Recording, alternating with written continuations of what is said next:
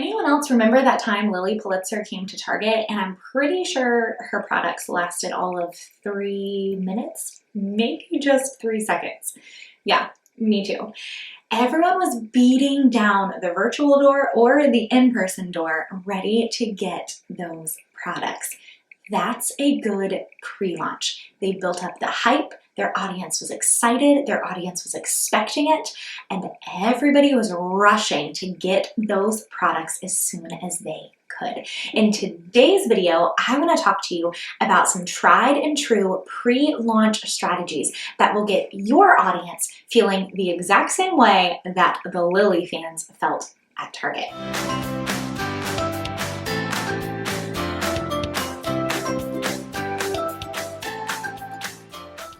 Hey y'all, I'm Kat. Welcome back to my channel. I am a biz coach and integrator for creatives, helping you make dreams and dailies happen. We are right smack in the middle of an 8-week series all around launch strategy. And I'm really excited for today's episode.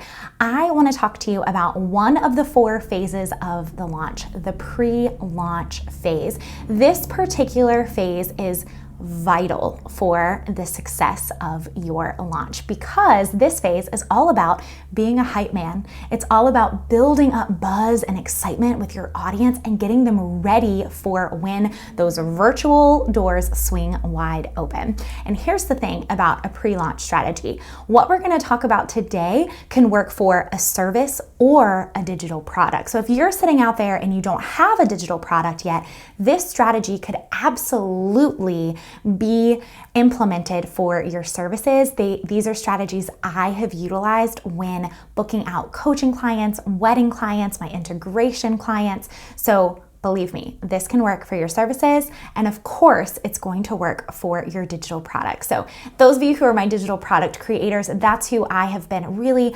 zeroing in to speak to when it comes to launch strategy. I love talking about how you can launch your next product, course, membership, online shop, whatever digital product you want to create.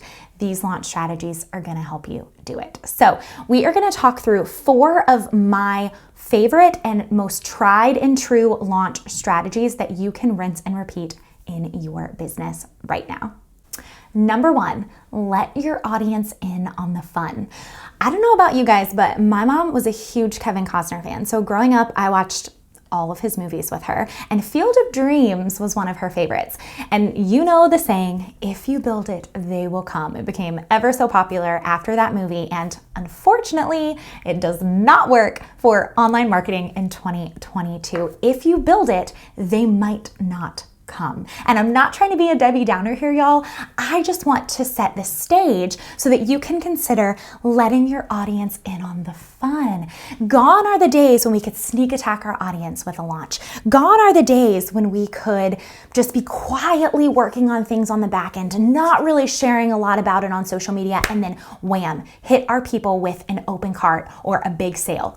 No, you need to let your audience in on the fun. People want to see what you're doing because, let's face it, they're kind of nosy, but also it helps them to get excited and want whatever it is that you are creating. So I want you to think through ways that you can let your audience in on the fun. Right now in 2022, sharing about the process has never been easier. Between Reels and Instagram and YouTube and podcasting, there are so many ways for you to begin to share that you are a creator and this is what you do. So, number 1, let your audience in on the fun.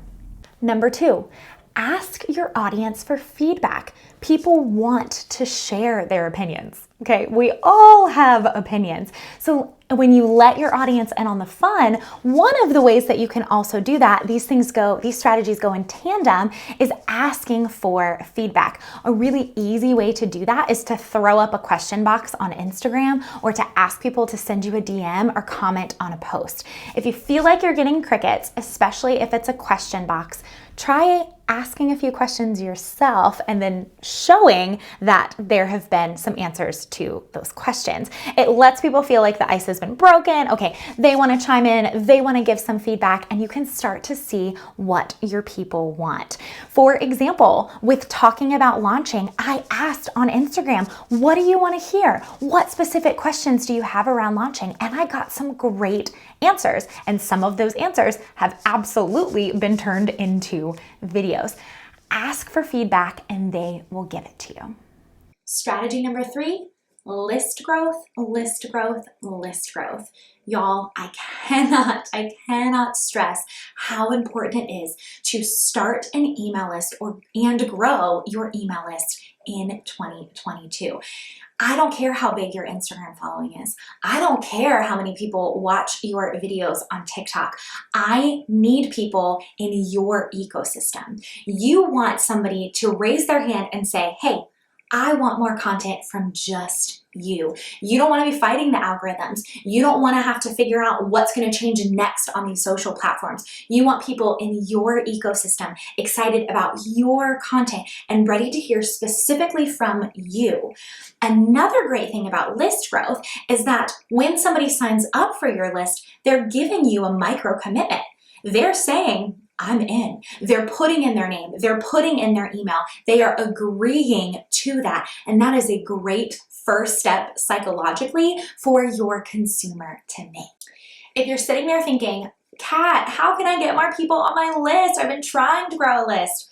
I have a video coming for you. Next week, I'm going to talk to you specifically about how to grow your email list in 2022 because it's changed. When I started growing my list, it was 2015. So the strategies that I use now are very different than the strategies that I used before. Yet, there are still some foundational aspects to growing your email list that are really important. So stay tuned because next week I want to help you grow your email list because that's how important your email list is to your overall pre-launch plan. The last strategy I want to share when it comes to pre-launch strategies is priming content. I've talked about this in the past few episodes because priming your people is so important. Right now, you've thought through, how can I let my audience in on the fun? How can I ask my audience for feedback? How can I think through some list growth strategies? And priming is kind of the icing or the cherry on top. Priming really builds all the buzz. Priming is how Lily sold out so quickly at Target, or why we were all standing in line at Barnes & Noble in high school waiting for the new Harry Potter book to drop. Priming is what got us the most excited about that new product, so we were ready. You have been there as a consumer, and I want to help you flip that script and help your consumer feel that way about you. So here are a couple of things you can think about when it comes to priming content for your audience. My old business coach, Graham Cochran, used to say that when you're priming your audience for an offer, you want to give them a chip that makes them want the whole bag. I don't know about y'all, but I can't just eat like one Cheeto. If I open the bag of Cheetos, I'm going to eat a lot or maybe even the whole bag. It's the same philosophy. With priming content, you want to think about, how can I give my audience a chip every single week that makes them want to keep coming back to get the whole bag? I've mentioned before that when you are planning out your pre-launch strategy, it's going to be about a 6 to 8 week time frame. So say you're going with 8 weeks of priming content. Every single week for 8 weeks, you're going to give them a chip that has them continue to come back so that by the end of 8 weeks, they're ready for the whole bag. They're practically banging on your door to get it. So what sort of content makes for a good chip?